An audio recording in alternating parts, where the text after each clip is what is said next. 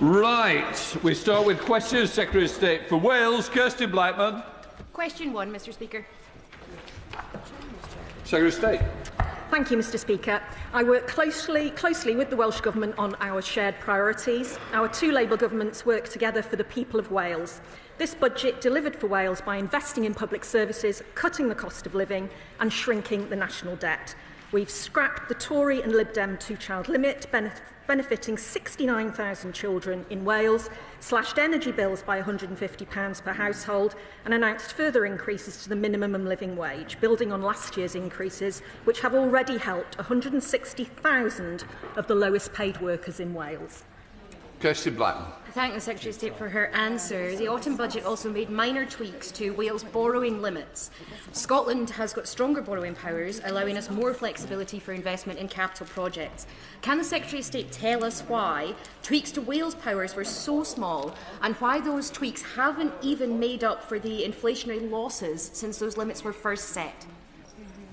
I thank the Honourable Lady for her question. The UK Government is providing the Welsh Government with nearly £6 billion in additional spending power over the spending review period as a result of changes to the fiscal framework, additional funding through Barnett and the largest settlement in devolution history. We are righting the injustice of how Wales has been funded and delivering on our manifesto commitment to update the fiscal framework. Crucially, these changes mean that the Welsh Government will be able to invest more funding in our hospitals, schools and other public services. Ruth Jones, Chair of the Select Committee. The Welsh Compound Semiconductor Cluster in my constituency is a real Welsh success story in terms of this year's budget. It's attracted over £1 billion worth of investment over the last decade, supporting almost 3,000 jobs, with plans to create 1,000 more well on the way. So what conversations is the Secretary of State having with the UK and Welsh Government colleagues to ensure that the Welsh Semiconductor Cluster continues to grow and create more well-paid jobs across South Wales? Secretary of State. My honourable friend has rightly championed the Welsh Compound Semiconductor Cluster from the minute she arrived in this place, and I've seen its success for myself on a number of visits there. In last week's budget, the Chancellor announced £10 million for semiconductor activities in South Wales. This funding will focus on the technologies central and critical to AI and data centres to support innovation, strengthen supply chains and develop the skills needed for future growth. And just 2 weeks ago, I was with the Science Secretary at Cardiff University, a key partner with the cluster, to announce the South Wales AI Growth Zone, which will create more than 5,000 new jobs for local communities, including in her own constituency. Liz Saville-Roberts. We all know why the Chancellor went to Wales on Monday. She was seeking to avoid scrutiny over a self-inflicted controversy, but it doesn't end there. There's been criticism of the Chancellor's claim that additional funding for Scotland was given because, and I quote, because Anas Sarwar asked us to. There was no mention of the First Minister, Leonard Morgan. Now, there's a mechanism for Barnett funding. It's not a gift. Will the Secretary of State therefore commit to honesty over how Wales is funded rather than insulting our intelligence? I'm surprised at the Right Honourable Lady's tone. Whilst this Labour Government makes record investment in Wales, Plaid has the same old stuck record in response. Miserable grievance politics. They really are the Victor Meldrew of Welsh politics, Mr Speaker, and they still haven't explained which taxes they would raise, which public services they would cut to pay for their disastrous independence plan that will cost every single person in Wales £7,000 a year, every single year. Saville-Roberts. Desperate, Mr Speaker, and we all know that the Secretary of State has been using figures which you can't extrapolate what independence will do from them. And I wish that she would keep up, because Plaid Cymru are actually talking with Labour in Cardiff about how to improve public services in the NHS. But the people of Wales, of course, they want facts, not spin. So a year after the announcement of inheritance tax changes, the UK Government has still failed to release data on the impact on family businesses and farms in Wales. She knows the cross-party Welsh Affairs Committee has called for the changes to be delayed until a full Wales-specific impact assessment is published. What has the Government got to hide? The Government has absolutely nothing to hide. Right, we come to Cerebral. Question number three, Mr. Speaker, then. Two. Sorry? Gurrestell, sorry. Sorry, Gurrestell. Question number 2, Mr. Speaker. Minister, sorry, my fault. Thank you very much, Mr. Speaker. With your permission, I will answer questions 2, 4, 6 and 9 together. Growth is the #1 mission of this government. We are creating tens of thousands of jobs in every corner of Wales, and this includes billions of pounds of investment into nuclear power in Anglesey, 2 AI growth zones, a defence growth deal, 2 free ports and 2 investment zones, which will deliver further economic growth to Wales. Gurrestell. Thank you very much, Mr. Speaker. Because of decisions of the UK Labour government, minimum and living wage will increase, boosting wages for thousands of workers across this country, including 160,000 people in Wales. Could the Secretary of State set out what impact she thinks this critical announcement will have on the economy and peoples of Wales? So State. Can I thank my honourable friend for his question? From April, a full-time worker on the national living wage will see their annual pay rise by £900. That's on top of the £1,400 increase that we announced in the previous budget. And 18 to 20-year-olds working full-time on the national minimum wage will get an annual increase of £1,500, which, when added to last year's increase of £2,500, means £4,000 extra a year. This Labour government is supporting the lowest paid workers across the country, with 2.7 million workers, including in Stoke-on-Trent Central, Cardiff East and every other constituency directly benefiting. Speaker, I was pleased to see Conwy selected for this UK government's Pride in Place programme recently, alongside existing funds for Rhyl and Wrexham. Given the North West's strong economic and family ties to North Wales, I was also proud to secure £20 million for Rochdale in Pride in Place programme. Can the Secretary of State update the House on the difference these growth funds and other funds will make to economic development in the region? So State. Mr. Speaker, the introduction of the Pride in Place programme meant good news for Rochdale and good news for Wales too. So a total now of 14 communities across Wales are each benefiting from £20 million long-term investment to enable the changes that they want to see in their neighbourhoods. This hyperlocal programme will benefit those areas that are doubly disadvantaged, both by the highest deprivation levels and weakest social infrastructure. This is about investing for the long term, creating safer, stronger and more resilient communities with the facilities and infrastructure they need to thrive. Thank you, Mr. Speaker. It's been a momentous 2 weeks for my Welsh colleagues, with 2 new AI growth zones in both North and South Wales, a fleet of small modular reactors, billions of pounds of investment and 11,000 new jobs. Does the Secretary of State agree with me that this shows that this Labour government is determined to ensure there will be growth across the UK, including in Wales? So State. Can I thank my honourable friend for his question? He's absolutely right. This Labour government has backed Welsh business and economic growth since day one, and the results speak for themselves. New nuclear at Wilver, the 2 new AI growth zones, means well over 11,500 new jobs. Add to that the best inward investment results for years, 30% increase in jobs created, 23% increase for projects landed, more jobs, wages rising faster than inflation, more money in the pockets of people across Wales. Thank you very much, Mr. Speaker. The UK and Welsh governments are rightly prioritising the next generation through apprenticeships and engineering opportunities linked to the Welver SMR project. Does my right honourable friend agree that young people in Scotland deserve access to the same world-class training pathways as those in Wales? And will she work with colleagues to ensure that Scottish businesses can participate fully in the UK-wide nuclear skills pipeline, despite the ideological opposition from the SNP, which prevents similar investments being realised in Scotland? He's absolutely right to raise this ideology of the nationalists. Nationalists in Scotland turn their back on nuclear jobs for Scots, and nationalists in Wales are desperately trying to hide the cavernous split in their party on whether they support new nuclear. This Labour government is absolutely clear. We want economic opportunities for all parts of the UK. We want jobs and skills opportunities for people, including nuclear skills, across the UK. And those parties who are hell-bent on breaking our country apart are simply exposing the fact that they're willing to put their ideology before the jobs, opportunities and economic benefit of the people and communities of these isles. Anne Davies. Diolch yn fawr, Mr Llafarydd. In order to secure rural economic growth in Wales, we need to ensure that our agricultural sector is supported. Every pound spent in agriculture generates £9 by supporting farm workers, vets, feed merchants, machinery sales and repairs, local shops, and I could go on and on and on, to be honest. What is Wales Office doing to really support all of those who live and work in rural Wales? So stay. The Honourable Lady will know that the Welsh Government have put extra money into farming this year through their budget, a budget that the party opposite her party in the Senedd voted against.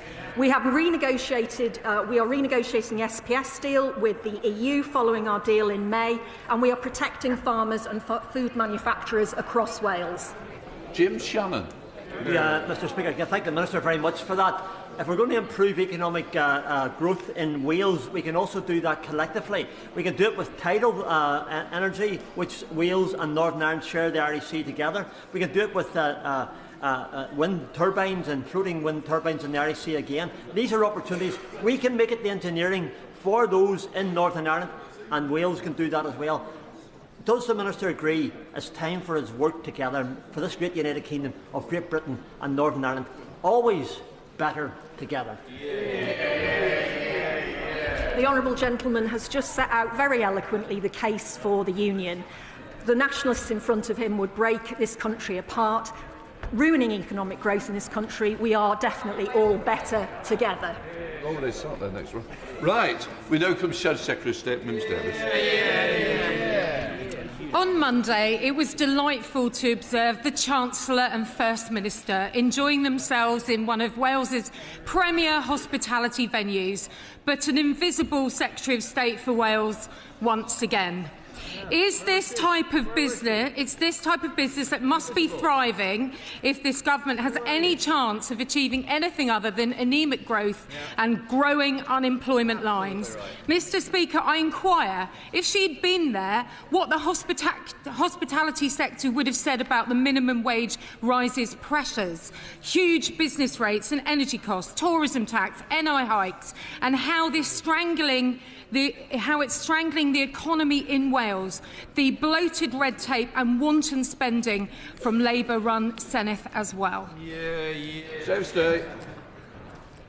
Britain outperformed growth forecasts this year. Growth upgraded from 1% to 1.5%, and it's on course to achieve the second fastest growth rate among G7 countries. The Bank of England has cut interest rates 5 times since the election. The positive impact our UK and Welsh Labour governments are having is clear in how the Welsh economy is changing. Last year in Wales, wages have increased faster than inflation, employment has risen, inactivity is down, and inward investment is up. Ms Davis. So clearly something more important than economic growth in Wales came up for Labour's Welsh office. Can the ministers explain? And yet the biggest rise in unemployment in the UK was in Wales of 1.4%. Frankly, no surprise. Their joint refusal to build the M4 Relief Road, the North Wales main line, is not exactly matching the world-class infrastructure boast from the Chancellor at the summit. So, Mr Speaker, I ask, amongst the hobnobbing and backslapping, did any ministers there spare any thought for the desolate owners and workers of businesses in tatters in Monmouth and wider, and did they work on the arse for extra help to save their livelihoods? Well, there was a smorgasbord of questions there, I think. I will just say to her that her party wrecked the economy, starved our public services and exacerbated the cost of living crisis. Our Labour budget is reducing the cost of living, investing in public services and shrinking the national debt, which they increased, whilst at the same time lifting thousands of children out of poverty that the Tories created. Jimmy Champion, Liberal Democrat spokesperson. Thank you, Mr Speaker. And I'd like to start by raising a point of order. The Secretary of State said that the Liberal Democrats were responsible for imposing the 2-child benefit cap. That's simply not true. It was imposed by the Conservatives, and we've campaigned tirelessly against it ever since. Will she correct the record? It's your question now. Your question, please. This government keeps claiming that offshore wind will bring down bills for people in Wales and drive economic growth. But research from Greenpeace shows the opposite is happening. The Crown Estate is pushing up bills by running uncapped auctions that force energy companies to pay huge fees just to use the seabed. Those extra costs are added straight onto the energy bills of families and businesses across Wales, meaning Welsh households pay more, the profits are taken out of Wales, while the Crown Estate CEO pockets £1.9 million a year. Why is the government allowing the Crown Estate to drive up energy bills, and why won't they force the Crown Estate to manage Welsh natural resources in the public interest rather than their own? Service Day. Every Wales questions, the honourable gentleman turns up and starts talking about how he doesn't want infrastructure built in Wales. His party were one of the architects of austerity and the crushing poverty faced by so many across the UK. This Labour government has turned the page on their austerity legacy, bringing down energy bills, increasing the minimum and living wages for around 160,000 Welsh workers and scrapping the two-child cap. Sarah Bull, Secretary.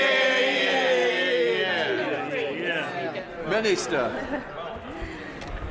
I thank the member for raising this important matter. The Home Office is working closely with the Welsh Government to share information and coordinate work to prevent and respond to child sexual abuse and exploitation, including grooming gangs, and that includes taking forward the recommendation of Baroness Casey's audit, and I strongly welcome the continued support of the Welsh Government as we do so.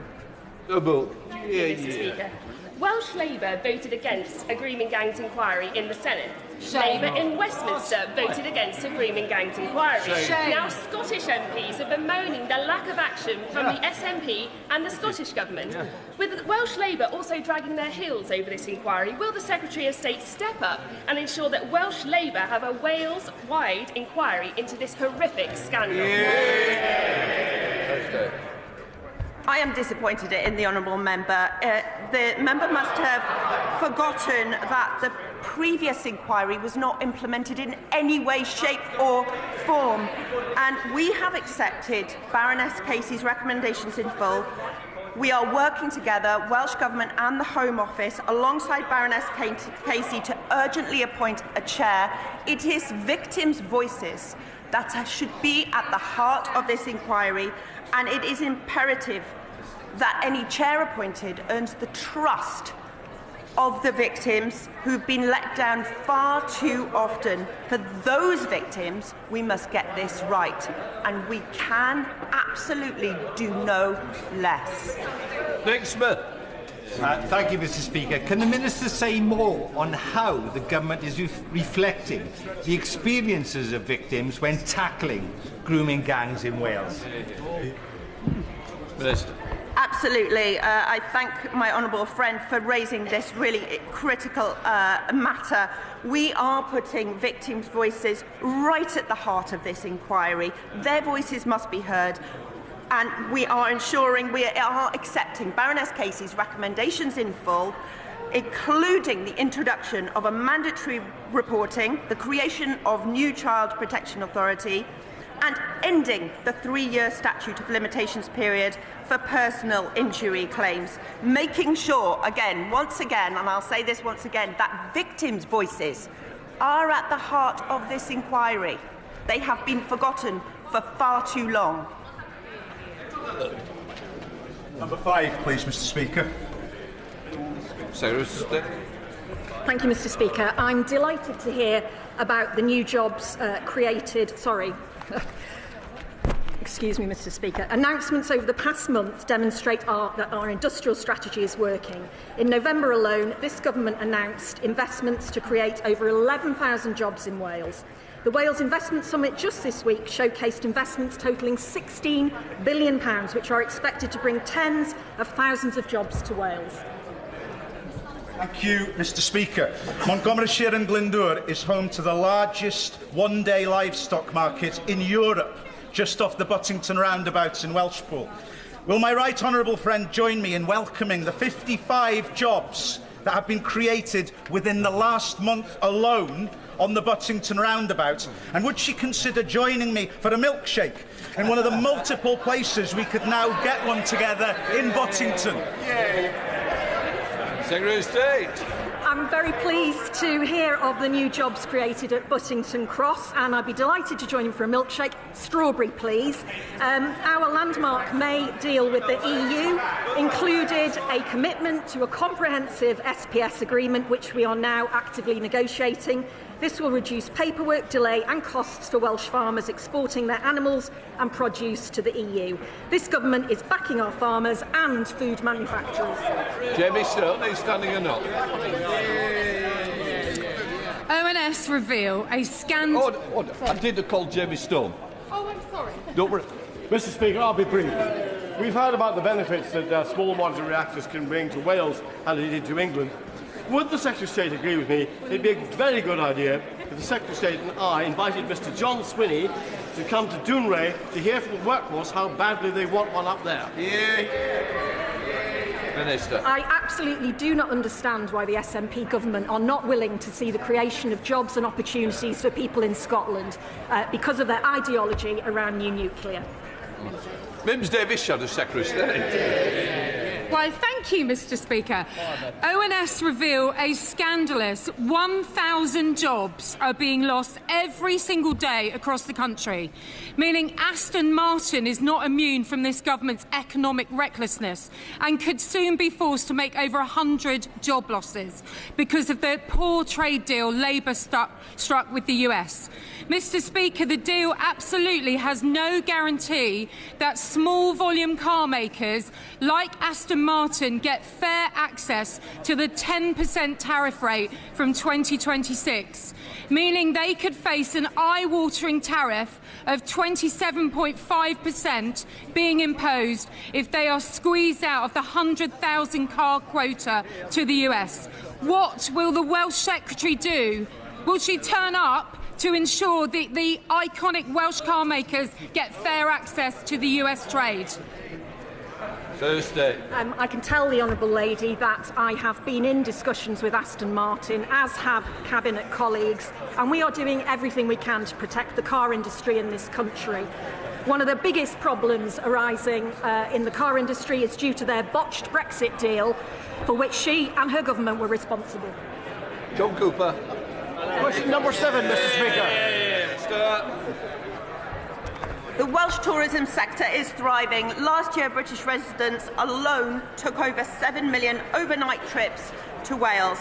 The Welsh Government's visitors levy could raise as much as £33 million a year across Wales to invest in communities and tourism if all councils were to introduce it. This is an excellent example of the Welsh Government leading the way.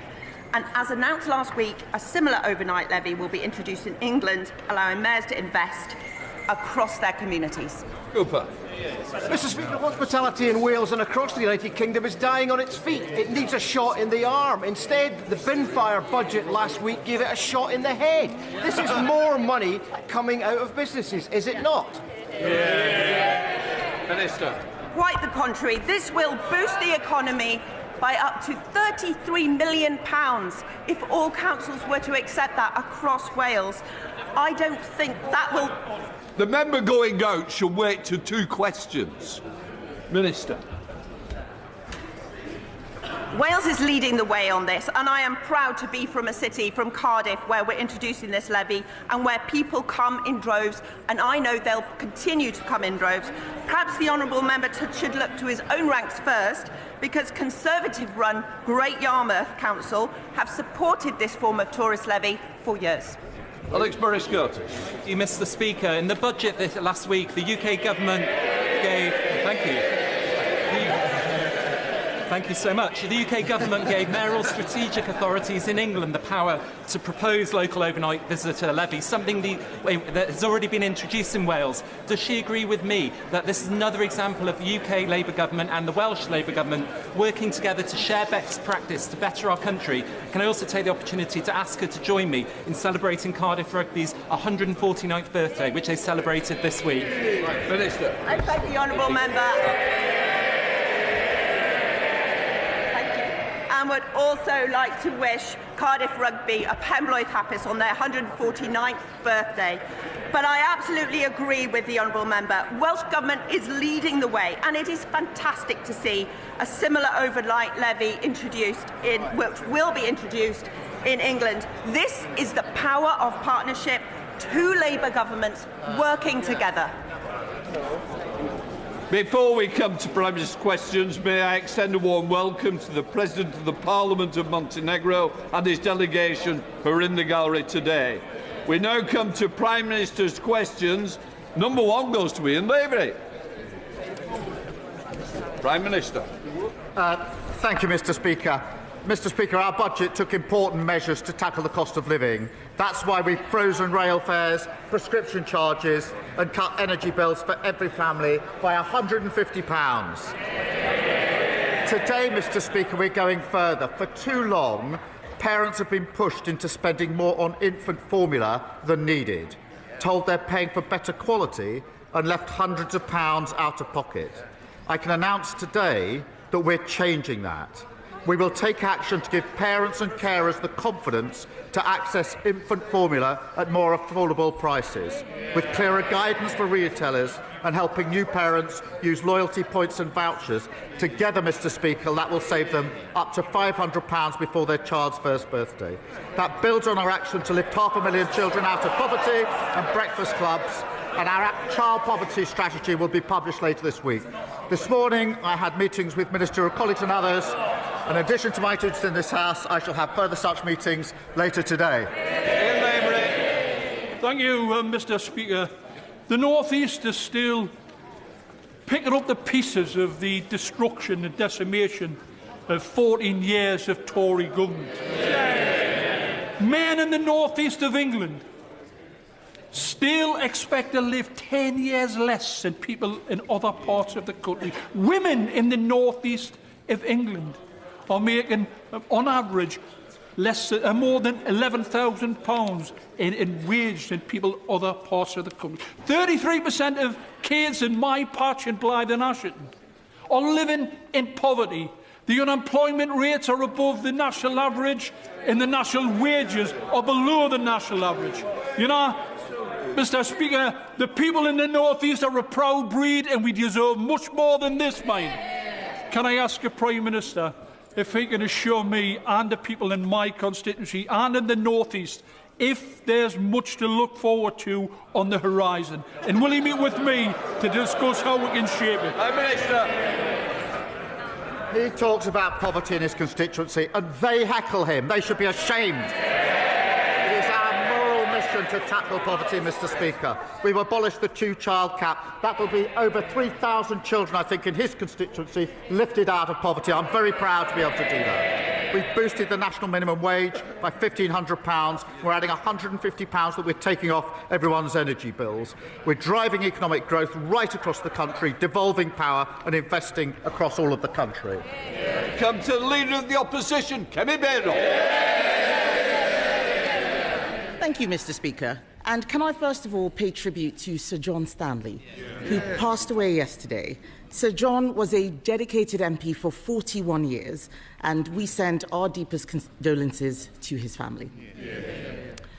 Mr. Speaker, does the Prime Minister believe that when an organisation descends into total shambles, the person at the top should resign? Mr. Speaker, can I first join in her comments in relation to Sir John, and I'm sure I speak for the whole House in that respect. Mr. Speaker, I was very proud to lead this party at the budget last week, where the Chancellor set out that we would protect the NHS, which we've done in the budget, create the conditions for economic stability, not repeating the mistake of austerity, and bearing down on the cost of living by taking £150 off energy bills. We're fixing the mess that they left, and I'm very proud to be doing so. Mr. Speaker, he doesn't want to answer a question about taking responsibility because he likes to blame everyone else except himself, and so does the Chancellor. We now know that the head of the OBR was forced out for telling the truth, that the Chancellor did not need to raise taxes on working people.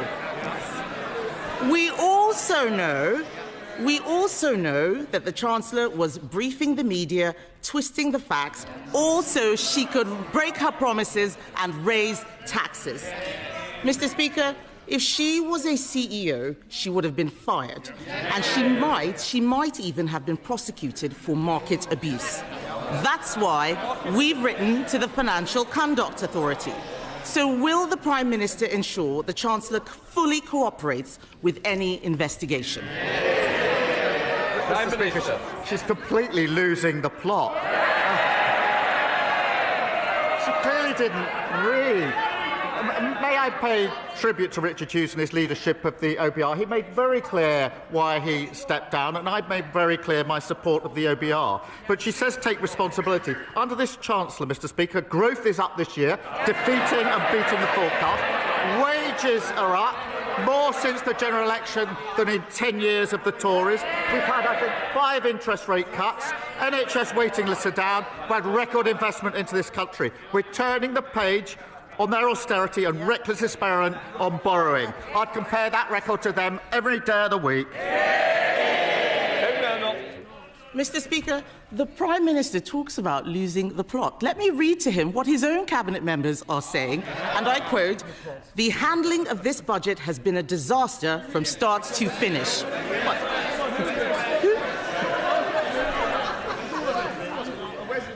Yes. Who said that? Was it him? Was it her? In fact, I think it was probably her, actually. It was probably the Chancellor. In fact, Mr. Speaker, one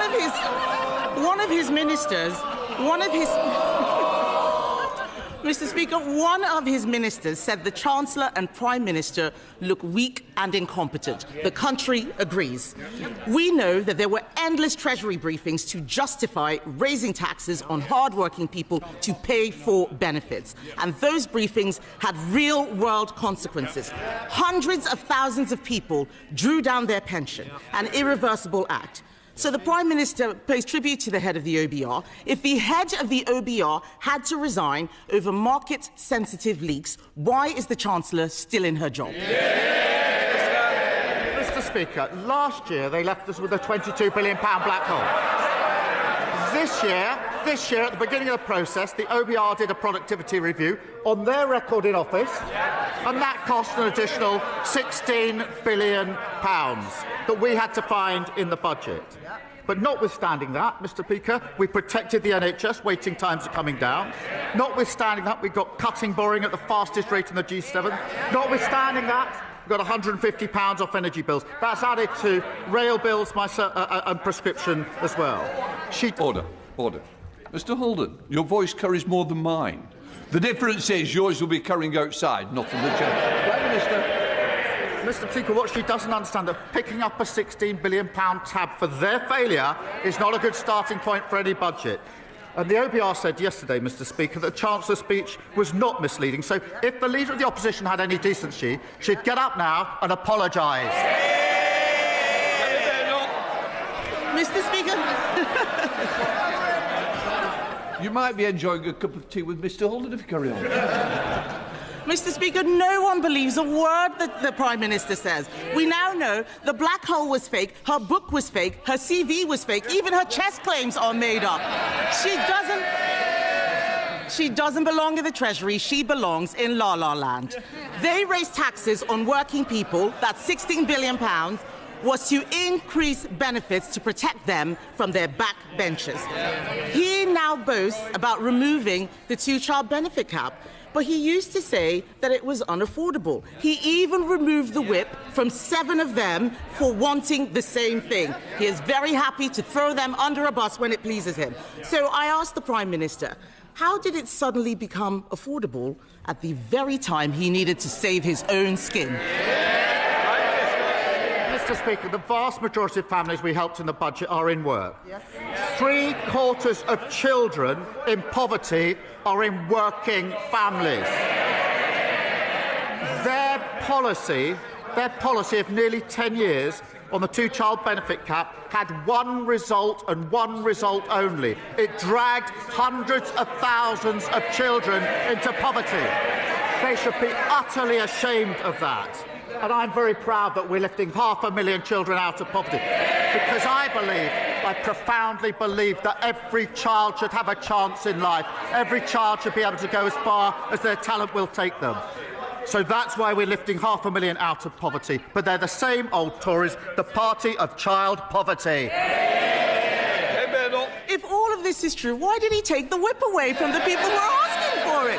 Let's remind the Chancellor, exactly a year ago today, on the 3rd of December 2024, the Chancellor said, we will never have to repeat a budget like this one. If only. He may have taken the whip away, but the rebels had the last laugh. The Prime Minister has lost. He can't run his own party. He can't, let alone the country, Mr. Speaker. Let me quote what the hard-left former Shadow Chancellor said. He said, we've won. He's right, isn't he? Prime Minister. Speaker, I've said repeatedly that bringing down child poverty is a moral mission, a political mission, and a personal mission. They drove hundreds of thousands of children into poverty who will pay the price for the rest of their lives for their failure. We're taking 500,000 of them out of poverty. Very proud to do so. That is good for children, it's good for the economy, and it's good for the NHS, who will have less of a burden on them. They should be ashamed of what they did on child poverty, and she should stand up and she should apologise. Kemi Bendel. Mr. Speaker, let me tell the Prime Minister, making the whole country poorer and destroying jobs is not how you keep children out of poverty. In the past week, we've seen broken promises, broken leadership, and a broken budget for Benefit Street. The Education Secretary is chuntering. Where is the money for the children on special educational needs? Where is it? Unemployment is up.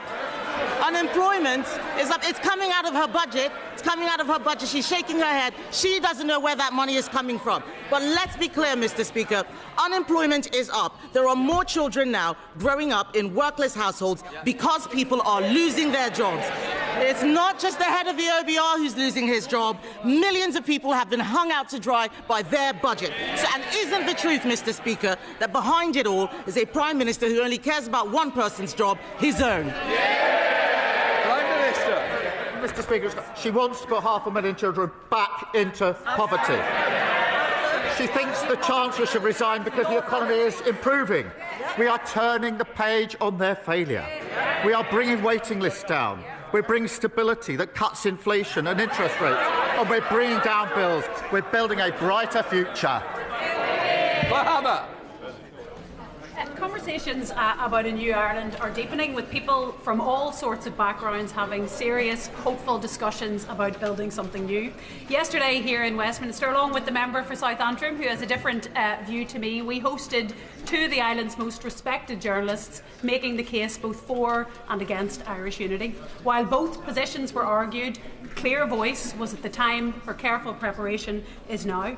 Does the Prime Minister agree with me that while there is much work to do before any referendum, that to avoid a mess like Brexit, it is prudent and completely compatible with the Good Friday Agreement for the Irish and British governments to jointly prepare for constitutional change? Prime Minister. Can I thank her for her question?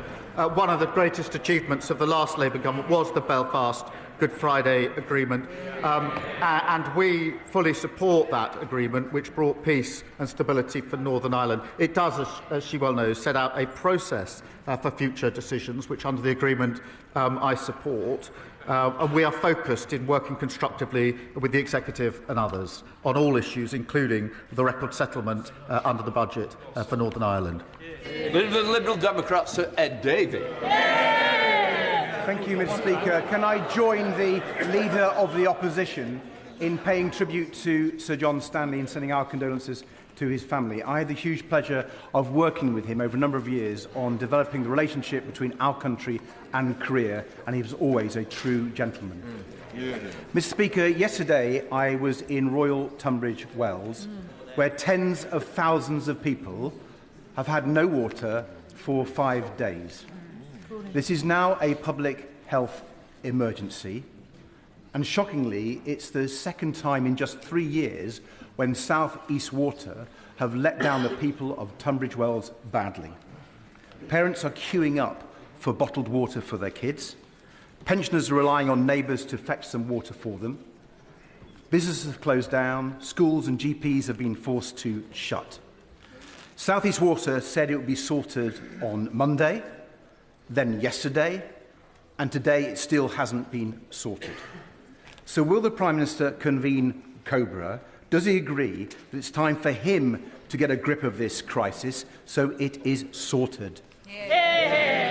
Well, can I thank him for raising this really important issue? And it is shocking for all the reasons he's set out. And I too have heard South East Water say, as he rightly says, actually Sunday into Monday, Monday into Tuesday, and Tuesday into Wednesday, that they were sorting it, and they still haven't sorted, and there's really serious consequences. And we are bearing down on that, as he would expect, because it's such a serious issue. Sir Ed Davey. Prime Minister's reply and the actions of the Water Minister, but I do think the government will need to do more because South East Water have failed so badly. If I can turn to the budget now, Mr. Speaker. The Prime Minister's chief economic advisor has recommended a customs union with the EU as one of the most effective ways of generating growth, and we agree. So instead of hitting people with higher taxes in the middle of a cost of living crisis, will the Prime Minister change course in economic policy and listen to the piece of wise economic advice from his own economics advisor? Prime Minister. Well, Mr. Speaker, we are getting closer relationships with the EU on a number of fronts, including trade and the economy, because that is good for businesses across our country, has been welcomed by them. We'll continue down that path, but we do have clear red lines in relation to the single market and the customs union. So within those constraints, we will move closer. Dr. Becky Cooper. Mr. Speaker, gambling addiction is a serious public health harm, causing ill health and misery for millions of people in this country. The industry now spends £2 billion a year on advertising, often targeting vulnerable people and exposing our children to harm. Along with many members across this House, I very much welcome the Chancellor's announcement last week to tax harmful online gambling products. Would the Prime Minister agree with me, therefore, that to continue this essential work, we must now act to tackle harmful gambling advertising to protect the health of our children? Prime Minister. Well, I thank her for raising this, because she's right that harm from online gambling has surged. And, Mr. Speaker, NHS referrals are up 91% in the past year. The decisions we made in the budget mean investment in public services and lifting over 500,000 children out of poverty. But we are working with industry to ensure that adverts don't exacerbate harm. And through our £26 million investment, we're helping the Gambling Commission crack down on black market sites and illegal adverts to keep players safe. Paul Holmes. Thank you very much, Mr. Speaker. In 2020, the Justice Secretary said criminal trials without juries are a bad idea. The Prime Minister himself said there should be a right to trial by jury in all criminal cases. Now they want to scrap them. Mr. Speaker, with a Chancellor who can't count and a Justice Secretary who's lost count of the number of people he's let out of prison, is it any wonder that the people of this country can't trust a single word this Prime Minister or government says ever again? Mr. Speaker, they left a broken criminal justice system where victims of rape and serious sexual violence are waiting 3 or 4 years for trial. Only this week I've had further examples of 14-year-old girls and 16-year-old girls having to give evidence 4 years after the allegation. That is not justice for them, and I'm determined that we will deal with it. Now, as he well knows, of all criminal cases going to court, 90% have always been in the magistrates' court. 90%. 10% go to the Crown Court. Of that 10%, 7% plead guilty. That means that 3% of all criminal cases go forward for a jury trial. Not all of our cases. We are making changes, sensible changes, to ensure that we can make sure that victims get justice and it's denied under the failure that they left. Tom Taylor. Thank you, Mr. Speaker. I'm really pleased to hear many constituents tell me how much local NHS services have improved since this Labour government entered office. But But some, like David Wootton from Atherstone, have faced long delays. He was told he'd have to wait 5 months for X-ray results from George Eliot Hospital, and he's not the only one. My constituents in North Warwickshire and Bedworth deserve better. Can the Prime Minister set out how he will go further and faster to get our NHS fighting fit again? Can I start by saying I'm sorry to hear that David, her constituent, is waiting. We did take decisions at the budget to invest in the NHS and tackle waiting lists. And that is to help people like David. We delivered £29 billion extra investment into the NHS and scrapped NHS England to invest in the front line. We are opening, Mr Speaker, 250 neighbourhood health centres to treat patients closer to home, and we've got over 5 million extra appointments being delivered. And waiting lists are down 230,000. They chunted, they absolutely destroyed our health service, and we're picking it up. They should be ashamed of themselves. Thank you, Mr Speaker. My constituent Claire, she runs Claire Howard Jewellery in Fakenham, and she's just one of many small business owners who contacted me after the budget from last week. She was absolutely incensed by the style of the Chancellor, where she seemed to give the impression that she was reducing taxes on small businesses, when the exact opposite is the case. Claire's tax is going up on her shop, not coming down. So could the Prime Minister do Claire and many other shop owners the common courtesy of just admitting that their taxes are going up and not down? Prime Minister. He raises an important point. Let me address it. Because at the heart of this issue is that temporary business rate relief was put in during the pandemic by the last government. That was the right thing to do, and we supported it, but it was temporary relief. That is now coming to an end, and obviously there's a re-evaluation that goes with it. So what we're doing is permanently lowering the rates for leisure, retail and hospitality, but because of what the changes are, we're putting in transitional relief of £4 billion. That means there'll be a cap on increases for small businesses, and we're finding that by adjusting the burden between them and the online giants. But in the end, it's the temporary business rates coming to an end that we have to adjust through this policy. Oliver Ryan. Thank you. Thank you, Mr Speaker. And I declare an interest as the chair of the All-Party Parliamentary Group on Multiple Sclerosis and as the proud son of a lifelong multiple sclerosis patient, and she joins us in the gallery today. Neurological conditions like MS or Parkinson's affect 1 in 6, but wait times for first and follow-up neurology appointments have increased by a huge 65% since 2020, risking delayed treatment and diagnosis at critical time. Now, I'm proud this government is bringing NHS waiting lists down, cutting emissions, investing in care and equipment. But will my right honourable friend, the Prime Minister, formalise these efforts and support an NHS modern service framework for neurology and get these wait times down? Prime Minister. Can I thank him for his question and for sharing the personal interest that he has in this. We are focused on bringing down waiting lists and making sure every patient receives the best possible care. As he knows, the 10-year health plan announced a new modern service framework to help rapidly improve care, and I'll reassure him we'll do absolutely consider whatever else we can do. And in the meantime, we're acting to improve neurology care and have cut wait time for care, neurology waiting times by over 15,000. Thank you, Mr Speaker. Alison in Oxford is threatened with new service charges by her housing association, Green Square Accord, for shrubbery she happily cut herself for 22 years and a cleaning of a communal area that simply doesn't exist. Meanwhile, Rebecca's charges have more than doubled over the last 4 years with no explanation why. They are not the only provider doing this. It's a wild west out there. So will this government consider Liberal Democrat plans for a new regulator and a cap on these outrageous rip-off service charges? Prime Minister. Well, can I thank her for raising that? And we are implementing the Leasehold and Freehold Reform Act, which is long overdue, providing homeowners with greater rights, powers and protections.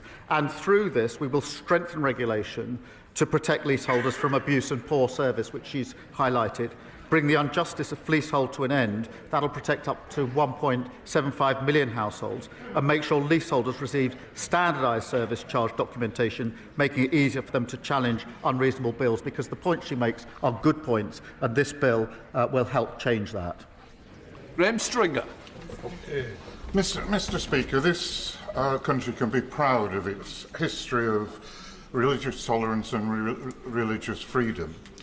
the quid pro quo of that is the right to criticise religion. Can the Prime Minister ensure this House that there will be no introduction or reintroduction of a blasphemy law, either by statute, by judicial overreach, or by a non-statutory definition of Islamophobia? Yes, I can give him that assurance, and it's important that I do so. Lewis Cocking. Mr. Speaker, the best form of welfare in this country should be a well-paid job. But with unemployment up, and this Labour government has chosen to raise taxes to spend more on an even bloated welfare and benefit system. Is the Prime Minister happy with the message that sends to my hard-working constituents in Broxbourne and constituents from right across the United Kingdom? We have a broken welfare system. Who broke it? Guess. The party opposite. We're bringing in reforms to change it and mend it. And what did they do? They voted against them. And under their watch, they drove up welfare spending by £33 billion, so we need no lectures from them on welfare. Mr. Speaker, as a lifelong Dale fan, I'm delighted that Rochdale Football Club are top of the National League right now. But after 14 years of Tory cuts, sadly, my town is near the top of another league table, a league table people don't want to be in, the Child Poverty League table. So does the Prime Minister agree that lifting 5,000 kids out of poverty in Rochdale, plus cutting the energy bills by 150 quid for every household, and crucially expanding the Warm Homes discount, will mean that this budget is a family budget that reduces the cost of living for everyone in the country? Sorry. Let me start by congratulating Rochdale Football Club for being top of the league for the time being. Of course. Well, I say that because I know who's top of the Premier League, but it will be March and April we'll actually find out who wins. But, Mr. Speaker, he's right. Thanks to the actions in the budget, every household will see £150 off their energy bills. And because we've extended the Warm Homes discount now to 6 million of the poorest households, they will also save an additional £150. Now, in the North West, that benefits about 280,000 households. That's a huge cost of living support for families, alongside freezing prescription charges, rail fares and boosting the minimum wage. Liz Jarvis. Thank you, Mr. Speaker. My constituent Tracy owns O'Brien's, a lovely cafe in the heart of Eastleigh. She works tirelessly to make it a success, but spiralling costs, including business rates, VAT and the hike to employers' national insurance contributions, mean she hasn't been able to take a salary for 4 months. David, the owner of Steamtown Brewery, and Jane, the manager of the Holiday Inn in my constituency, say their businesses will be impacted by the government's stealth tax on our high streets. They feel let down. So will the Prime Minister look again at our call for an emergency cut on VAT for hospitality? Prime Minister. Well, Mr. Speaker, we put in place a strategy for small businesses, which was broadly welcomed by small businesses because they contributed to it. And that involves some of the key asks that they made of us, including late payment and for hospitality, greater flexibility when it comes to licensing. Of course, we'll always look at other measures that can help small businesses. We set out quite a lot of them in our small business strategy. Andrew Pakes. Thank you, Mr. Speaker. At the weekend, I had the great privilege to join volunteers from Peterborough Food Bank at the Tesco in Warrington on their autumn food drive. I'd like to put on record my thanks to my constituents and those of other honourable members who supported this Trussell Trust initiative over the last week. One of the most significant challenges my food bank have consistently talked to me about is child poverty. And even though the party opposite oppose our plans, nearly 9,000 children will be lifted out of poverty across Peterborough because of the decisions our Chancellor took in the budget last week. Does the Prime Minister agree with me? This isn't just the right thing to do for these children, it's an investment in our future and in our growth. Prime Minister. I thank him for raising this, and I was in his constituency just the other week, and we could see the impact that this measure would have on children. In Peterborough, as he says, 9,000 children living in poverty. In his constituency, 5,500 children living in poverty, and we are lifting them out of poverty, and that is the right thing to do. the party opposite shamefully dragged hundreds of thousands of children into poverty, and they will pay that price for the rest of their lives. They should be ashamed of themselves. I was recently the target of an AI deepfake video announcing my defection to Reform. And as colleagues across the House will know, that's about as likely as Reform moving from pub populism to a coherent programme for government. I'm delighted to reassure my Chief Whip and the House that I am and always have been a faithful Conservative. But does the Prime Minister agree with me that while satire has always been an important part of our politics, the rise of AI deepfake disruption is a serious threat to our democracy, and would he agree to work with me and cross-party MPs to frame some appropriate reforms as proposed by the recent Speakers' Conference to protect our democratic integrity? Well, can I thank him for raising that? And it is an important issue. We do need to work cross-party where we can on deepfake, on AI and other issues that need to be addressed. I had, I'm afraid, missed his alleged defection to Reform. I wouldn't have believed it if I had seen it. But I have to say, there's a lot of them going. There's three ex-MPs have gone, I think, this week. They talk about leaks. That's where their leaks are going, to Reform. And I saw a leak, talking of leaks, on the front page of the Financial Times this morning, where apparently the leader of Reform says he wants to merge with the party opposite and sit down here with them. An absolutely unholy alliance of austerity and failure. Alison Blundell. Thank you, Mr. Speaker. This week I've been speaking to Tetrasil, warehouse workers at Tetrasil in my constituency, who have been given an appalling ultimatum in the run-up to Christmas: either sign a new contract with reduced pay and breaks, or lose your jobs. Can the Prime Minister advise me what action can be taken against rogue employers like Tetrasil who take action against workers and seek to exploit them and undermine their rights?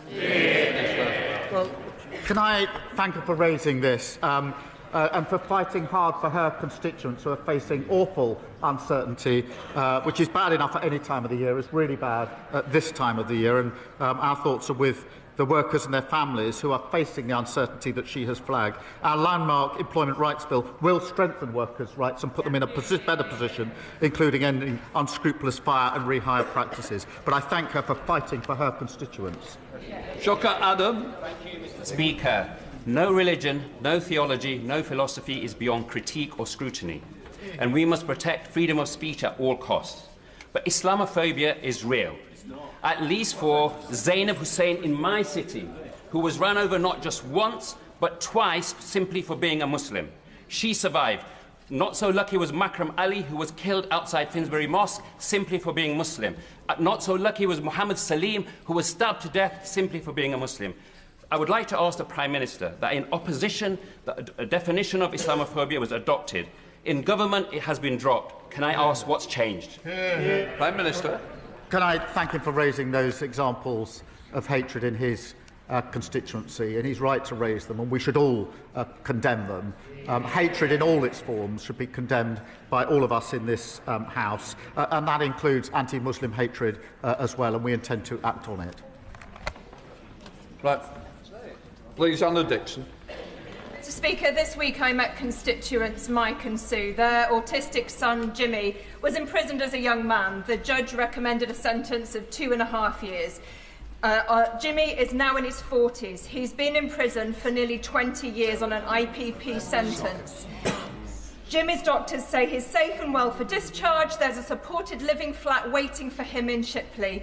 Will the Prime Minister please help by ending the injustice of these IPP sentences and help get Jimmy home?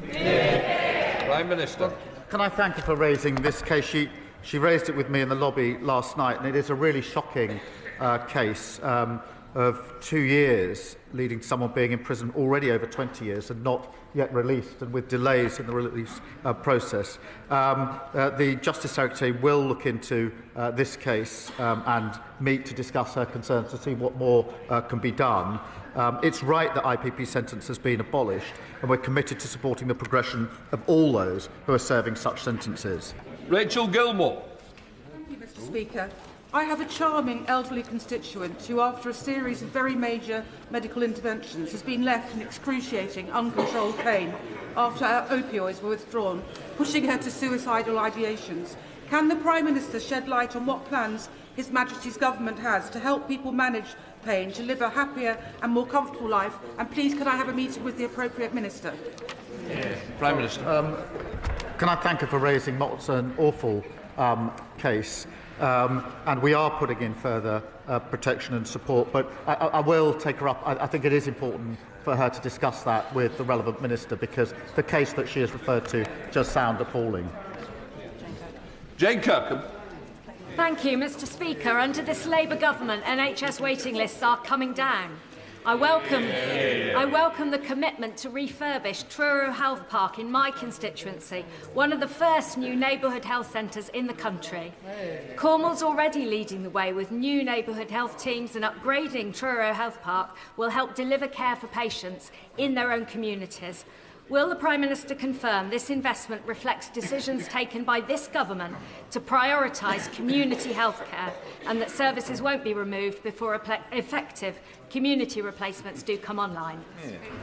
Prime Minister. Well, thank you for raising this. I'm delighted that her constituency will benefit from one of the new 250 centres. Neighbourhood health centres will provide simpler, more convenient access to a full range of health and care services on people's doorsteps, and GP services will be protected before it comes online. This is about early intervention, Mr. Speaker, continuing to drive down NHS waiting lists and creating a more modern NHS that is fit for the future. Berniger. Mr. Speaker, could the Prime Minister give his assessment of the latest news that President Putin has again turned down terms for peace in Ukraine, and in the light of his extraordinary outburst designed to destabilise our understanding of the truth? He did say Russia is ready for war with NATO. How ready are we? Prime Minister. Can I thank him for raising this? And I updated the House last week on the attempts to get a lasting peace. We all know that Putin is the aggressor here. We all know that Putin is dragging his feet, not wanting to come to the table, not wanting to reach an agreement. We have to continue to put pressure on in every conceivable way. That is in supporting Ukraine with capability and resource, but also ensuring that our sanctions, acting with allies, do as much damage to the economy in Russia as we can, and pressure that we can put on. We'll continue to do so. But he's absolutely right to raise it, and I thank him for doing so. That completes Prime Minister's questions. Let the Chamber change over. Thank you.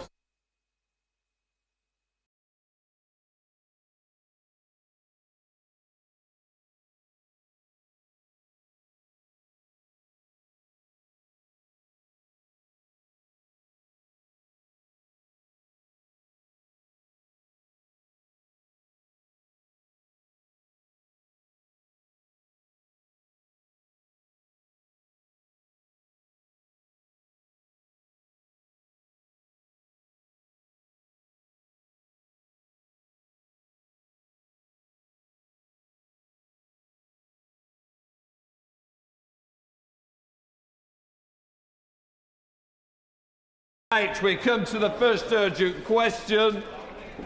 Sir Mel Stride, Shadow Chancellor of the Exchequer. Mr. Speaker, to ask the Chancellor of the Exchequer if she will make a statement on the resignation of the Chair of the OBR. Minister Murray. Thank you very much, Mr. Speaker. Mr. Speaker, last week the economic and fiscal outlook was accessed prematurely ahead of the budget. The OBR took full responsibility for this and conducted a review into what had happened. That report was published on Monday, and I came to this House to make a statement. That report found, and I quote, systemic issues, which led, in their words, to the worst failure in the 15-year history of the OBR. Whilst I was making that statement on Monday afternoon, Richard Hughes, the chair of the OBR, resigned. The Chancellor has written to Mr. Hughes to thank him for his many years of public service, and I have put my thanks on record in this House too. That decision was a matter for Mr. Hughes. We will work closely with the OBR to ensure robust security arrangements are in place before the spring forecast and for all future forecasts. The Permanent Secretary of the Treasury will conduct a review of the Treasury's security processes to inform future fiscal events. As I said when I was again at this dispatch box closing the budget debate yesterday, the government puts the utmost weight on budget security, including prevention of leaks of information. A leak inquiry is now underway with the full support of the Chancellor and the whole Treasury team. Mr. Speaker, there is also speculation in the press today surrounding the letter which the OBR sent to the Treasury Select Committee last Friday, which I wish to address clearly. The Chancellor was aware of that letter and she was content for it to be published, and she agreed this with the Permanent Secretary. Bill Stride. Thank you, Mr. Speaker.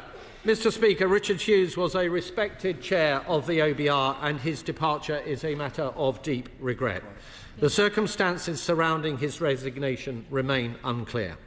Although, Mr. Speaker, for the Chancellor it has clearly been a useful distraction from her own conduct. Mr. Speaker, on Friday, the OBR took the unprecedented step of publishing the details of the pre-measures forecast rounds, and at the Select Committee yesterday, members of the OBR board were clear that this step was taken because of serious concerns about partial leaks and briefings about their forecasts. And in relation to the market-moving briefings made on the 14th of November, which suggested that the public finances were, after all, in a better position, David Miles at the committee stated, and I quote, "I think there had been a misconception that there had been some good news. It didn't exist." They also clarified that these concerns were raised by Richard Hughes with the Treasury before the budget, and that the information published on Friday was approved by the Permanent Secretary. So can I ask the Minister, what discussions did the Treasury have, including the Chancellor, with Mr Hughes immediately prior to his resignation? Mr Hughes said last week that he served subject to the confidence of the Chancellor. Did the Chancellor give Mr Hughes her full confidence? Was any pressure put on Mr Hughes to resign? Did the Chancellor approve the OBR's publication on Friday and discuss with the Permanent Secretary? I believe the Minister has confirmed that. Perhaps he would do so again. Yes. In which case, behave. Thank you, Mr Speaker. Do ministers agree with the OBR's opinion that there were leaks and briefings about the forecasts that damaged growth? If so, what action was taken by the Treasury regarding those leaks? And can I ask once again in this House whether it was appropriate that the Chancellor herself was opining publicly on the OBR's productivity forecast before the budget, given that these matters should remain strictly confidential? Mr Speaker, as you know, I've written to the FCA seeking a full investigation into these matters relating to the Chancellor's statements on the state of the public finances. I have also written again this morning to the Permanent Secretary at the Treasury requesting a full investigation into all these matters. Thank you. 2 seconds. Thank you, Mr Speaker, and I thank the Shadow Chancellor for his questions. Mr Speaker, Madam Deputy Speaker, as I made clear in my opening remarks, the decision for Richard Hughes to resign was a matter for Mr Hughes himself. I referred also in my earlier remarks to the media reporting around the letter that the OBR published. That publication of the OBR letter was agreed to by the Chancellor, and it is completely untrue to suggest otherwise. And the reason for publishing that letter was due to the unique nature of this budget in the context of the OBR's productivity review, as they said themselves, whilst acknowledging that this would not become usual practice due to the importance of preserving a private space for discussions. But, Madam Deputy Speaker, we are completely committed to the OBR's independence, and it is a vital part of our fiscal framework. And in fact, one of the first acts of this Parliament was to introduce a fiscal lock so the OBR could never be sidelined. The Shadow Chancellor also referred to comments by Professor Miles at the Treasury Committee earlier this week. And I note that amongst his remarks, he said the fact that it was a positive number, referring to the headroom on the October 31st forecast, he was very keen to be clear now that this did not in any way suggest that the OBR assessment was that the fiscal outlook was problem-free. Dame Meg Hillier. Thank you, Madam Deputy Speaker. Madam Deputy Speaker, when I last spoke in this House, Richard Hughes was still chair of the OBR. I want to pay tribute to him. He was a tenacious champion of its independence, a highly intellectual man who ably led that organisation, and he made an honourable decision to take responsibility for what happened last Wednesday. The Minister has said that there is now a leak inquiry underway in the Treasury. Leak inquiries can have a habit of not finding someone responsible, but if somebody is found responsible, will they follow the lead set by Richard Hughes? Minister. Well, Madam Deputy Speaker, I will not speculate on the outcome of the leak inquiry, but it is underway now with the Chancellor's support. The Government takes our obligations to this House very seriously, and we delivered a budget last week which delivers on the priorities of the British people. Liberal Democrat spokesperson Charlie Maynard. Thank you, Madam Deputy Speaker.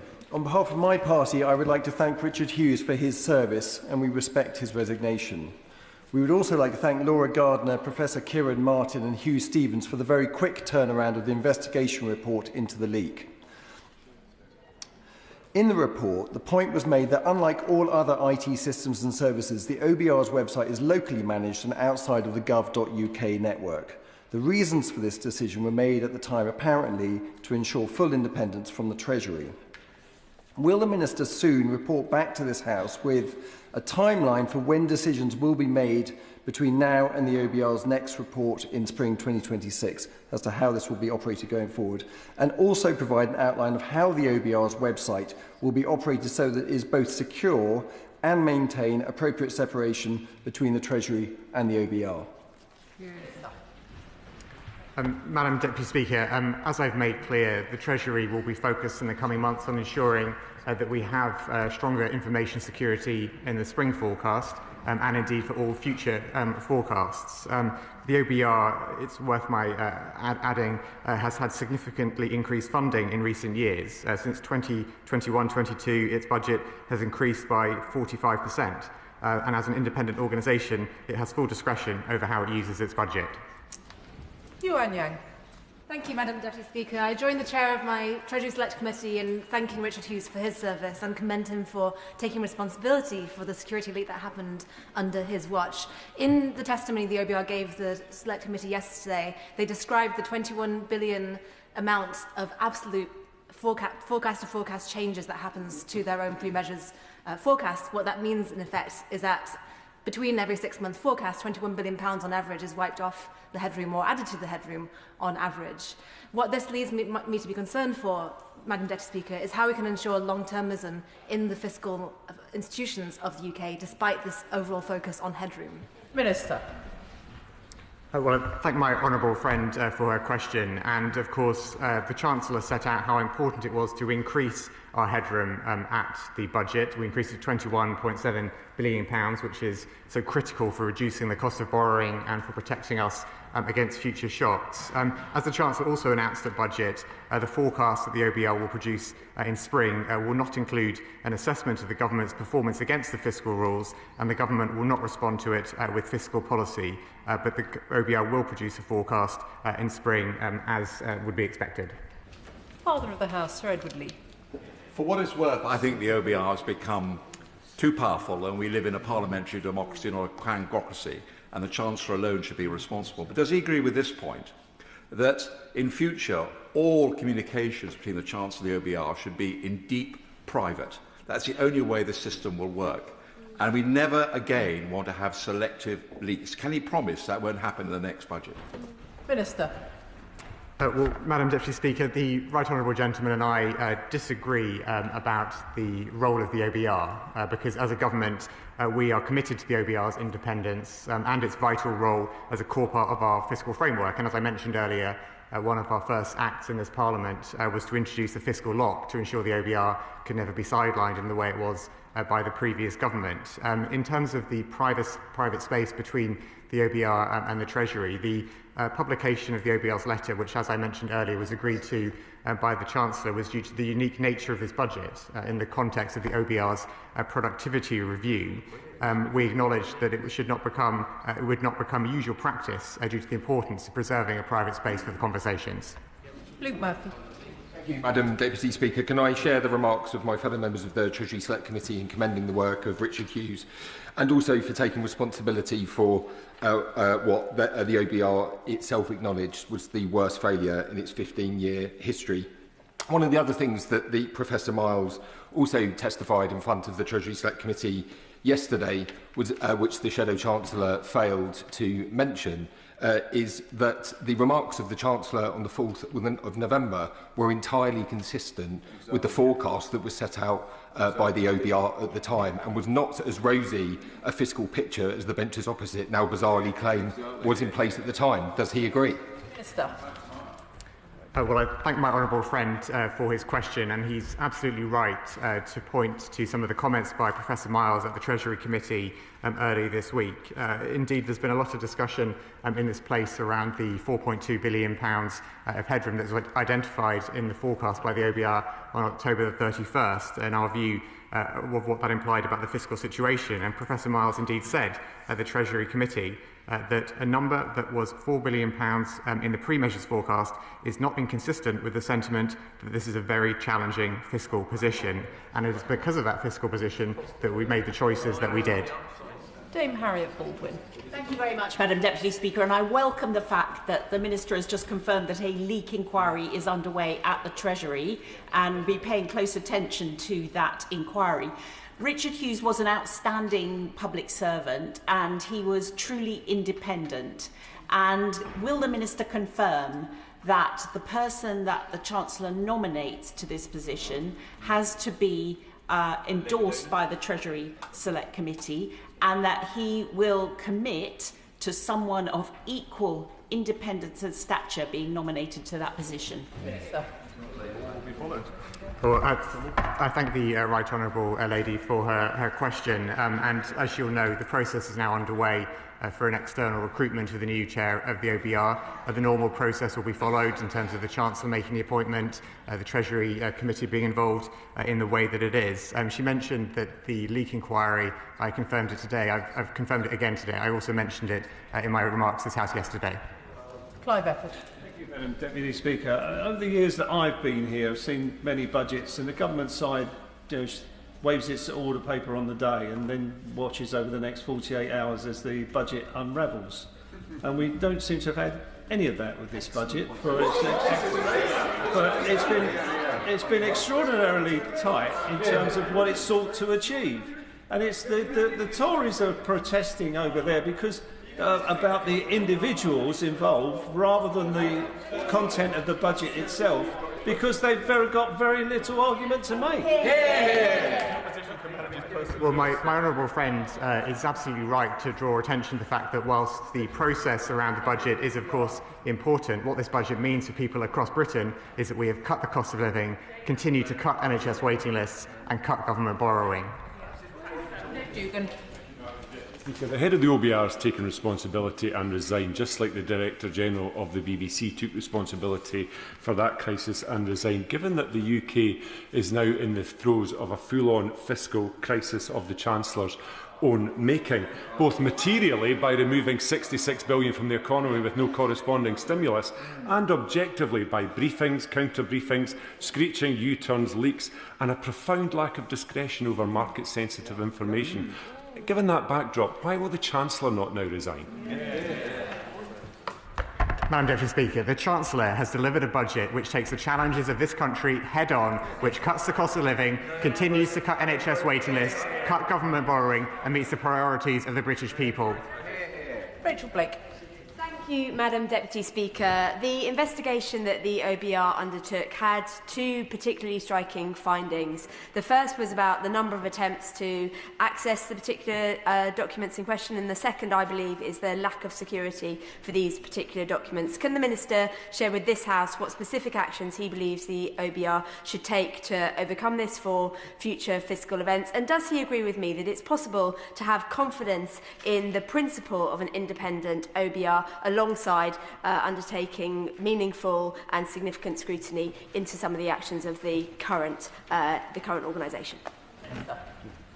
Well, I very much agree with the sentiment in my honourable friend's question there, in that the OBR is a vitally important part of our fiscal framework, and indeed, as I mentioned earlier, one of the first acts we took upon taking government was to strengthen its role to ensure it could never be sidelined. And actually, it is precisely because we see it as taking such an important place in our fiscal framework that it's important that we maintain its integrity and trust as an organisation. And my honourable friend asked me what further steps the OBR will be taking. Well, we as a government will work with the National Cyber Security Centre and the OBR to take forward the recommendation that a forensic examination of potential premature access at previous fiscal events is carried out. I would add that there's no evidence of hostile cyber activity, but the findings of the OBR report indicated access at previous fiscal events, and that's a very serious matter that we will investigate. Thank you, Madam Deputy Speaker. Richard Hughes was a first-rate public servant, but he did the right thing on the narrow matter of the premature upload of the file last week. But the OBR representatives told us a number of things yesterday at the Treasury Select Committee. They told us that there was a 16 billion downgrade. Yep. They told us that there was a 4.2 billion headroom on the 31st of October because there were also improved tax revenues. Yep. I don't think 4.2 billion can be characterised as a black hole, but it was a challenging circumstance. That's the truth. Can the Minister consider in all future budgets that such a letter should be made available at the same time that budget publications and OBR publications are made available, which sets out what was said to the Chancellor at what point, so we can then verify whether the press conference on the 4th of November was very wide of the mark and gave a materially misleading view of what actually was happening. Yeah. Well, I thank the right honourable gentleman for his question, and I would, as will be clear, I would agree with his remarks about Richard Hughes' contribution to public service. I would disagree with him, however, that the premature publication of the forecast last Wednesday was a narrow matter, because I think what the report showed was that it was not simply a single error, but more systemic issues which are highlighted. So I would disagree with his characterisation of that as narrow. He referred to some of the comments that Professor Miles made at the Treasury Committee, and indeed Professor Miles confirmed that the £4 billion headroom, which was identified in the forecast on October 31st, was not inconsistent with the sentiment that this is a very challenging fiscal position. He also asked about the OBR's letter and the nature of its being published and what that speaks about to the future. As I said earlier, Madam Deputy Speaker, the publication of the OBR letter was agreed to by the Chancellor, and this was due to the unique nature of this budget in the context of the OBR's productivity review, as they said themselves, whilst acknowledging that this would not become usual practice due to the importance of preserving a private space for discussion. Karen Moon. As Madam Deputy Speaker, the OBR leak was deeply disturbing, particularly in light of international sensitivities. Can the Chief Secretary rule out foreign actors exploiting the OBR's inadequate security at any point? Well, Madam Deputy Speaker, the report that the OBR published into this premature publication of their forecast finds no evidence of hostile cyber activity. What it did do was look at the spring forecast and to identify what happened there, and very concerningly identified that there had been premature access of the forecast at that fiscal event also. Now, the report did not look further back, for instance, at the Chancellor's first budget last year, or indeed budgets delivered by Conservative Chancellors under the previous government. And that's why it's so important that we take forward the recommendation, we the government take forward the recommendation of the OBR's report to conduct a forensic examination of potential premature access at previous fiscal events. Sir Julian Lewis. Government seemed to be keen to maximise the gravity of the OBR's accidental leak whilst minimising the gravity of the Chancellor's deliberate leaks. And as he has twice frankly admitted not being aware of the case of Labour Chancellor Hugh Dalton, who resigned for inadvertently leaking to a journalist a single sentence of his budget moments before it was due to be announced in 1947, now that he has understood what actually happened then, and that was the paradigm case, does he think it holds any lessons or examples of conduct that the Chancellor ought to consider following? Madam Deputy Speaker, I came here this morning expecting to be critiqued by the opposition for their view of government policy. I didn't expect a critique of my knowledge of history, but it appears that that's the route that the honourable gentleman wants to take. And indeed, when I gave way to the gentleman sitting to his right yesterday, my right honourable friend, the Health Secretary, said I was being too generous. And I'm inclined to agree with my right honourable friend, the Health Secretary, that I was too generous in giving way to him yesterday. But the broader point that the right honourable gentleman who just asked his question made, I think we need to be really careful, Madam Deputy Speaker, about downplaying the seriousness of the OBR publishing their forecast early. It's not, as the other right honourable gentleman said, a narrow matter. It is not something which we can simply brush away. This is a serious leak of highly sensitive information, and we take it very seriously as a government. Andrew Lewin. Deputy Speaker, 3 years ago the role of the OBR came into sharp focus after the delivery of another budget, the budget that became known as the mini-budget, a budget in which the markets were sent spiralling and the Bank of England was forced to take emergency action. Would my right honourable friend agree with me that this last week has been a serious one, but within a week we have taken action, and 3 years on we are still living with the consequences of the decision taken by the party opposite? Yeah, quite right. Well, my honourable friend is absolutely right that people across Britain are still living with the consequences of what the previous government did in that mini-budget where they sidelined the OBR. And in fact, one of the reasons why we're so keen to protect and strengthen the integrity of the OBR is because of the vital role that it plays in our fiscal framework. And one of the very first bill, in fact, passed by this government included the fiscal lock, which now prevents the sidelining of the OBR. Joshua Reynolds.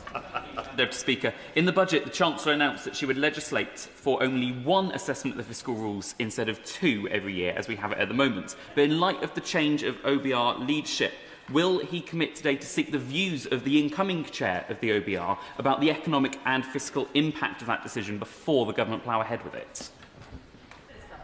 Madam Deputy Speaker, just to be clear in terms of what the OBR is required to do and what the Chancellor announced in the budget last week, the OBR is required to produce two forecasts a year, and the Chancellor will commission a second forecast in due course. As the Chancellor announced the budget, though, that forecast will not include an assessment of the government's performance against the fiscal rules, and the government will not respond with fiscal policy. Chris Vince. Thank you, Madam Deputy Speaker. I thank the Minister for his statement. Was he as surprised as I was to find out that such a sensitive document like this was actually being managed by something that was using WordPress? And would he reassure my constituent in Harlow, and what reassurances he had from the OBR, that moving forward these sort of documents will be password protected and, crucially, protected from foreign interference? Well, I thank my honourable friend for his question. I will admit that I was surprised to read the report from the OBR that it made clear that any assumptions we might have had that this was a simple error actually are not true. It was more systemic issues which were revealed by the OBR's report. And indeed, there was functionality, as I understand it, within the IT and website systems that the OBR had to have greater security, but they were not configured correctly to provide that security. And that really underscores for me this is not one inadvertent error by one official. This is a systemic issue with the information security, which is so important. Simon Hoare. Deputy Speaker, while I remain convinced that there are other ways of delivering the guardrails that the Treasury needs without the OBR, I know the Chief Secretary and the Chancellor are not persuaded of that argument, but I wonder if he might be persuaded on this, that the resignation of the chair of the OBR and the new recruitment process underway does present an opportunity for the Treasury and the Permanent Secretary to reflect upon what it needs the OBR to be doing for the next 5, 10, 15, 20 years ahead. What skills it needs, what shape it needs to be, what it actually needs to do to get the economy right. Will they be availing themselves of that opportunity to recast the OBR and to reflect on its roles and responsibilities? Thank you. I thank the right honourable gentleman, and I'm glad that having not had time to accept his intervention yesterday, we are now back to business as usual, where we have frequent exchanges across this chamber. We probably disagree, I think, in terms of the OBR's role, but I hope he would recognise the benefit of one of the changes the Chancellor has already announced about how the OBR will produce its, or how what the OBR will do in future. Because whilst the OBR, as I said to another honourable gentleman a few moments ago, is required to produce 2 forecasts a year, the Chancellor has announced that that forecast will not include an assessment against the fiscal rules in the spring, because the government will not respond with fiscal policy. So that is a change which the Chancellor already announced at budget last week. Dr Scott Arthur. Thank you, Madam Deputy Speaker. And I do find it rather curious that the members opposite have a lot to say about Hugh Dalton's budget in 1947, but so little to say about Liz Truss's just in 2022. Selective amnesia, exactly. It is very curious. But, Madam Deputy Speaker, my office, all the staff in my office, very diligently followed the advice from the Speaker on cybersecurity around the threat of foreign intervention in our IT, and I think it is right that we do call this seriously. But I'm not convinced, based on the reports we've seen, that the OBR had taken the same kind of steps to protect its own systems.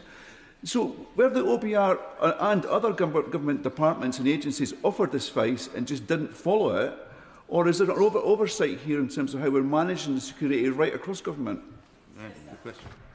I thank my honourable friend for his question, and he's right to point out that whilst honourable members opposite seem keen to raise points of history, they seem to be rewriting history when it comes to the last few years of their time in office. But my honourable friend asked an important question about cyber security, and indeed the government is going to be working with the National Cyber Security Centre and the OBR to take forward those recommendations in the OBR report about doing a forensic examination of potential premature access at previous fiscal events. I should add, or reiterate rather, for the avoidance of doubt, that the report found no evidence of hostile cyber activity. But I think he's right to point out that information security, cyber security is important for all of us across government, and indeed that was reflected in the spending review. Sir Ashley Fox. Thank you, Madam Deputy Speaker. For the first time in its history, the OBR was forced to correct the record about the forecasting process in the run-up to the budget. Isn't the reason for this because the Chancellor selectively leaked information from the OBR to mislead the public and to justify tax rises? Order. I'm sure the honourable gentleman isn't wanting to suggest that the Chancellor in any way misled anyone. Sir Ashley Fox. That's what he was doing. I'm grateful for your advice, Madam Deputy Speaker, and perhaps I could rephrase it that the Chancellor inadvertently misled the public to justify those tax rises. Madam Deputy Speaker, the OBR set out in black and white that the productivity downgrade reduced tax receipts by £16 billion. They identified causes of that productivity downgrade as being the previous government's record in office, whether that is slashing public investment or the mishandling of Brexit. The Chancellor was clear in her speech on November the 4th that this productivity downgrade, combined with the clear need to increase headroom to build resilience in the public finances, would require everyone to make a contribution, and that is what happened at the budget. Hayes. Thank you, Madam Deputy Speaker. It's a pleasure to see you in the chair. I was disappointed, as was my constituents, by the botched and premature release of the budget on the OBR website, and I welcome the news that the OBR are welcoming in a cyber expert. I sincerely hope it isn't the Leader of the Opposition who, as we know, has formed with accessing websites a little bit improperly, and after all, the Conservatives really couldn't do without her. But my question really is around the cyber security expert reporting back. When will the government expect to hear back, and can we have the assurance that in the interim the OBR have got their security systems into the shape that it needs to be in?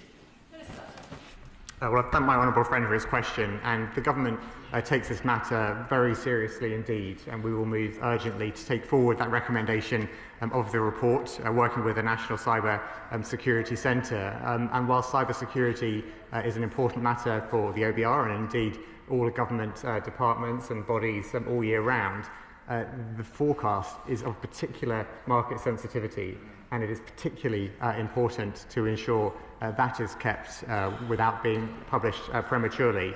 And that's why we take what happened last week and what seems to have happened in spring and what may have even happened at previous fiscal events so very seriously. Final question, Jim Shannon. Thank you, Madam Deputy Speaker. Can I thank the Minister very much for his answers? The OBR assessments have an incredible impact on households and businesses in Northern Ireland, indeed across the whole of the United Kingdom. So can the Minister please outline the steps that are to be taken to ensure full transparency around this resignation and to safeguard trust in the OBR's future work so that public confidence in our economy is not in any way undermined? Thank you. Well, the honourable gentleman is absolutely right to point out the importance of trust, not just in the economy but also the public finances, and indeed the role of the OBR is, in the government's view, a critical part of that trust, and it is because of that role that the OBR plays in our fiscal framework, robust and transparent fiscal framework, that we take the matter of the premature release of this information so seriously, and why we are following up the matters it raises so urgently. I thank the Minister for his responses this afternoon. Brings us to the second urgent question. Matt Weston. Thank you, Madam Deputy Speaker. To ask the Chancellor of the Duchy of Lancashire if he will make a statement on espionage cases and the Official Secrets Act. Minister Dan Jarvis. Madam Deputy Speaker, can I thank the honourable member for raising this urgent question following the deeply disappointing collapse of the prosecution case concerning two individuals charged under the Official Secrets Act of 1911.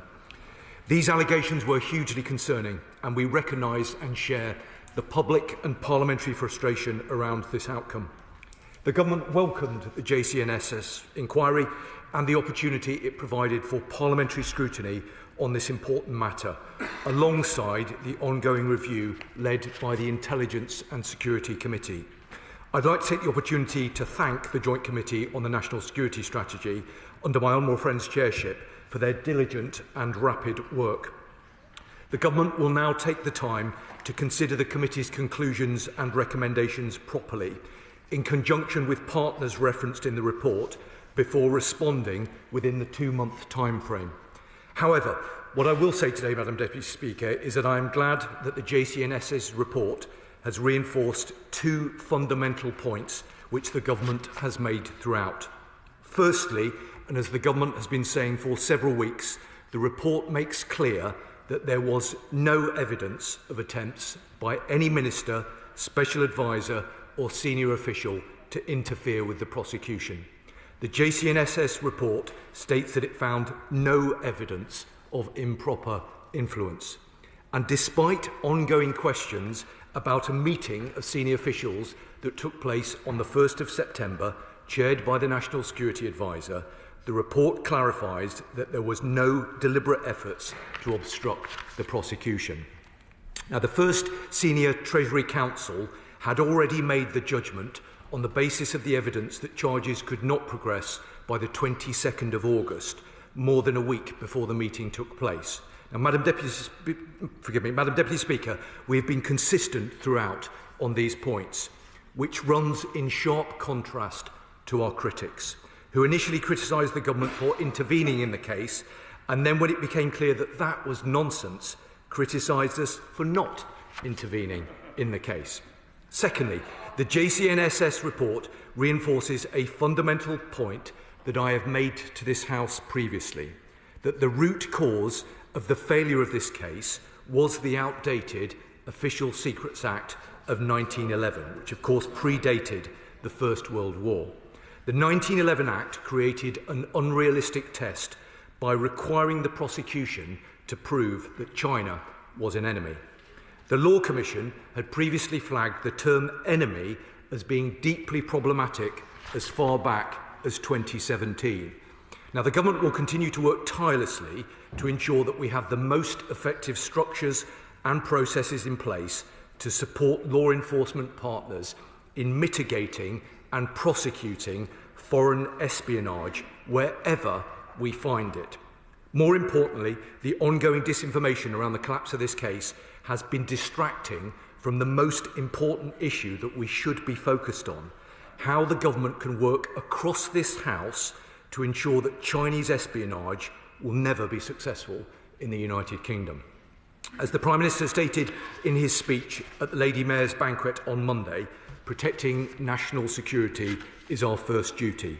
This government will never waver from our efforts to keep the British people safe. That is why, on the 18th of November, I set out a significant number of measures that this government is taking to counter the threat that China and other state actors pose to UK democracy and society. And, in line with the JCNSS report, the government will continue to strengthen our processes and preparedness for future threats, ensuring we leverage our new security legislation effectively. Order. Order. Order. The Minister will know that he should have restricted himself to 3 minutes for his response. That appears to have been 4 1/4. Matt Weston. I thank the Minister for his comments. Madam